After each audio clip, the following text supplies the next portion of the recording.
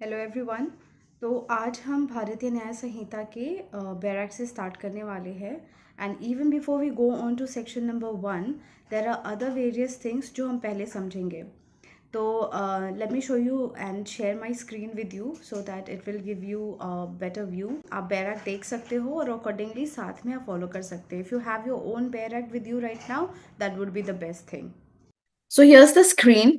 First thing first, सबसे पहले top पे लिखा होता है Bharatiya Nyaya Sanhita, name of the act. उसके बाद लिखा है एक्ट ऑफ 45 ऑफ 2023, यानी this was the 45th act of 2023 and then this was the date 25th December 2023 was the date when it got the assent by the concerned authority and it came into force on 1st July 2024। पहला line जो बैर act में chapters of preliminary के ऊपर दिया रहता है वो क्या है? तो this is basically a bit of intro of the act. तो ये एक्ट क्यों है, क्या है? This act is an act to consolidate and amend. ये एक्ट किस चीज के लिए किया बनाया गया है? दो चीज करने के लिए। क्या करने के लिए? कंसोलिडेट करने के लिए और अमेंड करने के लिए। कंसोलिडेट का क्या मतलब होता है? कंसोलिडेट का मतलब होता है टू कंबाइंड और एक साथ एक जगह पे लाना, ठीक है। अमेंड का क्या मतलब होता है? टू मॉडिफाई, यानी कुछ बदलाव करना। क्या बदलाव करना, क्या कंसोलिडेट करना? The provision relating to offence and matter connected therewith. क्या कंसोलिडेट करना है इस एक्ट के through? All the offences and उससे रिलेटेड जो मैटर है वो कनेक्टेड देयर विथ और incidental thereto. Incidental thereto का क्या मतलब है कि कुछ ऐसी चीजें थी जो पहले ऑफेंस की कैटेगरी में नहीं थी, जो पहले जो हमेशा से चलती आ रही है, वो ऑफेंस नहीं लग रहा था। जैसे सती की अगर हम एग्जांपल देते हैं तो it was a matter of practice at some point of time, but later on it was considered as an offence and उसको ऑफेंस की कैटेगरी में डाल दिया गया था। तो ऐसी प्रैक्टिस अगर चल रही है जो कस्टम के हिसाब से चल रही है, वैसे कुछ अगर ऑफेंसेस हैं या एक्ट्स हैं तो उनको भी कंसोलिडेट और अमेंड करके उनको भी इसमें एज क्राइम और एज एन ऑफेंस इनकॉर्पोरेट करने के लिए है। B it enacted by parliament. कौन इनैक्ट करेगा? It will be enacted by the parliament when ये पार्लियामेंट के थ्रू पास किया गया है 74th ईयर ऑफ इंडिपेंडेंस में, ठीक है। Now we come on to chapter number 1 which is preliminary. और भारतीय न्याय संहिता का we are beginning with chapter section number 1। Section number 1 क्या है? Short title, commencement and application. तो सबसे पहले first thing first, the short title. Short title मैंने आपको last videos में भी बताया था कि जब भी हम शॉर्ट टाइटल की बात करते हैं तो हम वो लोकल लैंग्वेज में या फिर अपने शॉर्टकट लैंग्वेज में जो यूज करते हैं वो नहीं। Whenever we talk about any short title of any act, तो हम क्या करते हैं? हम पूरा एक्ट का नाम बोलते हैं, उसके अलावे कोई शॉर्ट फॉर्म नहीं होगा। So if you pick up any of the act, you see through the first short title में जो है वो पूरा का पूरा एक्ट का नाम है। तो यहां शॉर्ट टाइटल में क्या है? This act may be called the Bharatiya Nyaya Sanhita 2023। Okay और ये एक बहुत इंपॉर्टेंट क्वेश्चन है जो कि आपके जुडिशियल एग्जाम्स में आते हैं, जो कि आपके क्लैट के एग्जाम्स में आते हैं और भी दूसरे पीसीएस या कोई भी कॉम्पिटिटिव एग्जाम्स आप देते हैं तो एक क्वेश्चन प्रिलिमिनरी चैप्टर 1 से तो आता ही आता है। So this is very important for you to know and to learn. हम सेक्शन 1 पे हैं और ये जो पहला ब्रैकेट में लिखा रहता है ना, इसको हम बोलते हैं सब सेक्शन, ठीक है। तो सेक्शन 1 का सब सेक्शन है और सब सेक्शन क्या बोलता है? The act may be called the Bharatiya Nyaya Sanhita 2023। This is the short title. Commencement की बात करें, this is sub section 2। Okay, sub section 2 commencement के बारे में क्या बोलता है? It shall come into force on such date. Which date? The date that will be notified. Okay, मैंने आपको पहले भी बताया द डेट ऑफ इन्फोर्समेंट अलग होता है एंड डेट ऑफ असेंट और पास होने का जो डेट होता है वो डिफरेंट होता है। So it shall come into force on such date as the central government may by notification in official gazette appoint। ये एक्ट तब इन्फोर्स होगी जब सेंट्रल गवर्नमेंट नोटिफिकेशन के द्वारा, जो ऑफिशियल गैजेट में पब्लिश होगी, उसके द्वारा वो एक कोई डेट चूज करती है, अपॉइंट करती है, एंड डिफरेंट डेट्स में be appointed for different provision of the Samhita. Now अब ये क्या है, जब हम एक डेट पे पास कर सकते हैं तो ये क्या है, एंड डिफरेंट डेट में be appointed for different provision in of the Sanhita. तो इसका ये मतलब है कि जरूरी नहीं है कि जब पूरा का पूरा एक्ट हो गया, क्योंकि हम इस एक्ट को, हम आईपीसी को रिपील करते हुए हम बीएनएस को लेके आए हैं। तो एज पर द सर्कमस्टांसेस ऐसे हो सकता था कि सेंट्रल गवर्नमेंट ये बोलती है कि आप उसको फेज वाइज में इंट्रोड्यूस करें एक्ट को, या फिर पूरा का पूरा एक बार कर सकते हैं। Here a very good example is companies act. वो एक बार में नहीं आया, it came into phase manner. एक बार में ही उसको इंट्रोड्यूस, और it was not given to us at one go, उसको तोड़ तोड़ के सेक्शंस में और पार्ट्स में वो आया।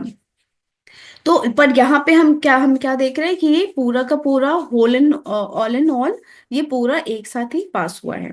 ठीक है, we come to section subsection 3।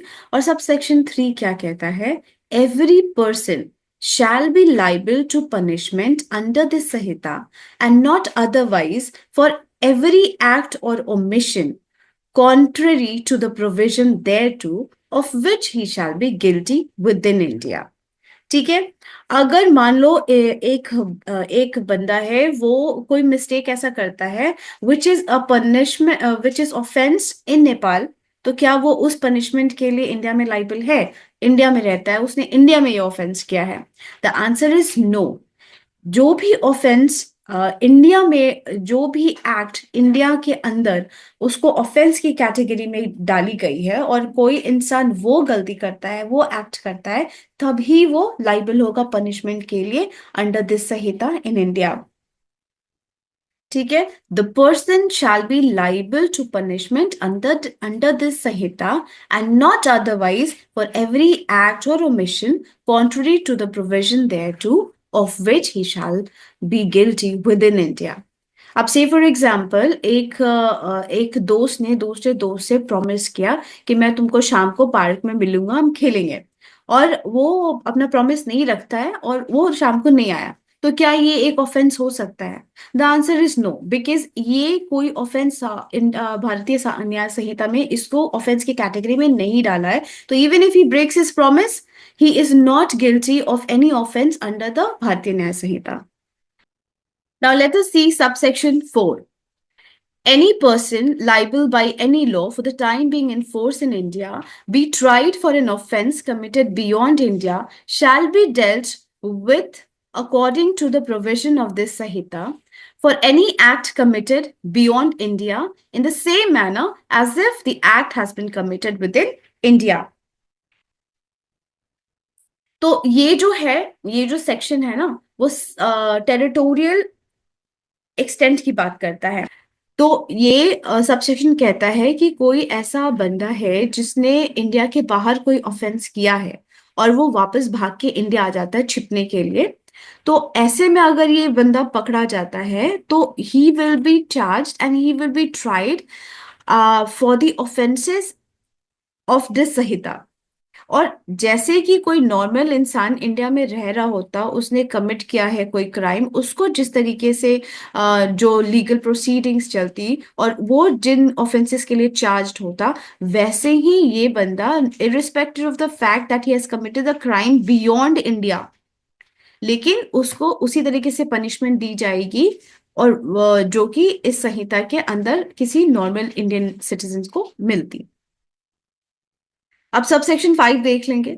Subsection 5 बताता है कि ये जो संहिता है वो किस पे अप्लाई होता है।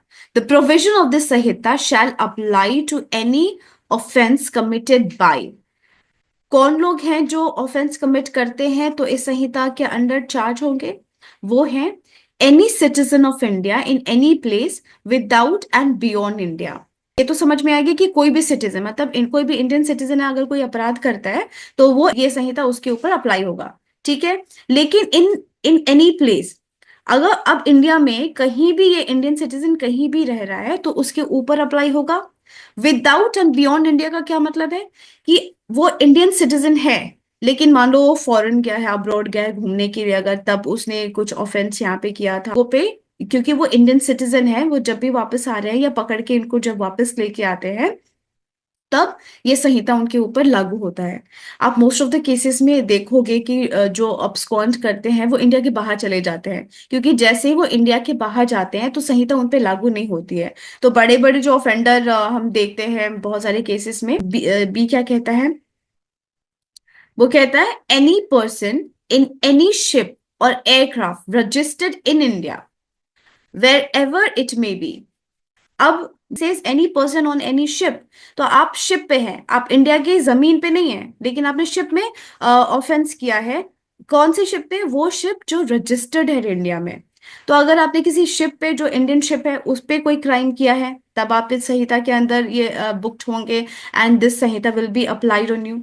अगर कोई बंदा है जिसने एयरक्राफ्ट में कोई ऑफेंस किया है, कौन सा aircraft, which is it has to be registered in India, तो अगर वो इंडिया में रजिस्टर है तो उस पे भी ये संहिता अप्लाई होगा। नेक्स्ट हम देख लेते हैं और किन पे अप्लाई होगा।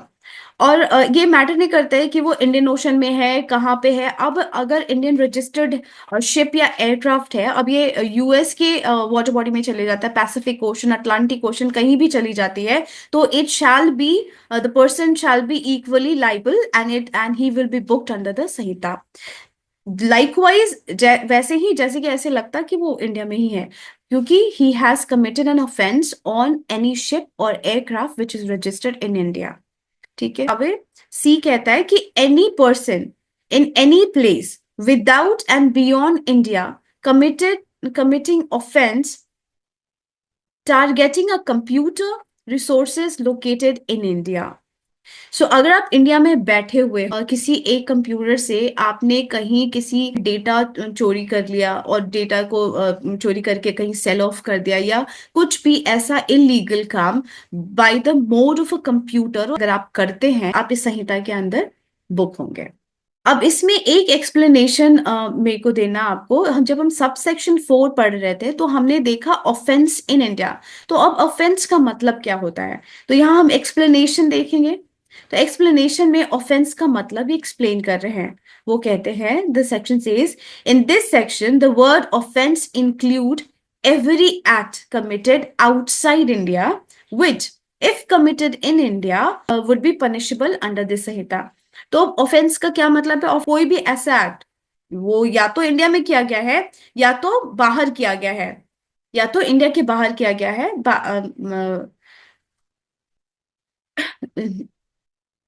तो ऑफेंस का क्या मतलब होता है? The in this section the word offence includes any act committed outside India which if committed in India would be punishable under the क्या है, और वो ऑफेंस भी जो आप इंडिया में कर रहे हैं। अब इसमें एक इलस्ट्रेशन देख लेते हैं। ठीक है। A who is a citizen of India commits a murder in any place outside and beyond India, he can be tried and convicted of murder in any place in India in which he may be found. So अब क्या है, वो कौन है? एक citizen of India है, वो क्या करता है? बाहर जाके विदेश में कोई ऑफेंस करता है, मर्डर कमिट करता है, कहीं भी किसी भी वर्ल्ड के किसी भी कॉर्नर में वो एक ऑफेंस कमिट करता है, तो क्या होगा? ही will be tried and convicted of murder. कहाँ? एनी प्लेस इन इंडिया, जहां भी वो मिलेगा वहीं पे उसका ट्रायल शुरू हो जाएगा। तो this is the explanation, this is the illustration, one example. अब हम सेक्शन 6 क्या बोलता है? Nothing in this Sanhita shall affect the provision of any act for punishing mutiny and desertion of officials, soldiers, sailors, or airman in the service of government of India, or the provision of any special or local laws. Now ये sub section क्या बोलता है? ये sub section हमको saving देता है कि कहाँ पे जो बीएनएस है, भारतीय न्याय संहिता है, वो एप्लीकेबल नहीं है। तो कहाँ एप्लीकेबल नहीं है? ये ऑफिशियल्स पे एप्लीकेबल नहीं है, ठीक है, सोल्जर्स पे एप्लीकेबल नहीं है, सेलर्स पे एप्लीकेबल नहीं है, एयरमैन पे एप्लीकेबल नहीं है। हर वो इंसान जो गवर्नमेंट ऑफ इंडिया के अंदर एम्प्लॉयड है वो उनपे ये संहिता अप्लाई नहीं होता है। और कहाँ अप्लाई नहीं होता है? वहां पे नहीं होता है जहां पे कोई स्पेसिफिक लॉ ऑलरेडी दी गई है, या वहां अप्लाई नहीं होता है जहां पे ऑलरेडी एक लोकल लॉ लगा हुआ है। और वहां पे ये एक्ट एप्लीकेबल क्यों नहीं होगा? क्योंकि जब हम ऑफिशियल्स को देखते हैं, जब हम सोल्जर्स को देखते हैं, सेलर्स को देखते हैं और एयरमैन को देखते हैं, तो इन सब के लिए आपने सबने सुना होगा कोर्ट मार्शल यूज होता है, जहाँ पे इट्स अ डिफरेंट प्रोसेस, जहाँ पे ऑफिशियल्स को वहां पे इनको चार्ज किया जाता है, या फिर उनका जो ऑफेंस है वो अकॉर्डिंगली ट्राई होता है। They have got a very different procedure and they are governed by those procedures. जैसे कि हम एक किसी नॉर्मल इंसान को ट्रीट करते हैं, या उसको जैसे हम इस संहिता के अंदर जैसे उन पे सेक्शंस लगाते हैं, वो हम एयरक्राफ्ट और ऑफिशियल्स के ऊपर बेसिकली नहीं लगा सकते हैं। So this was all about section 1 of BNS, और बाकी subsequent sections हम आगे देखते रहेंगे।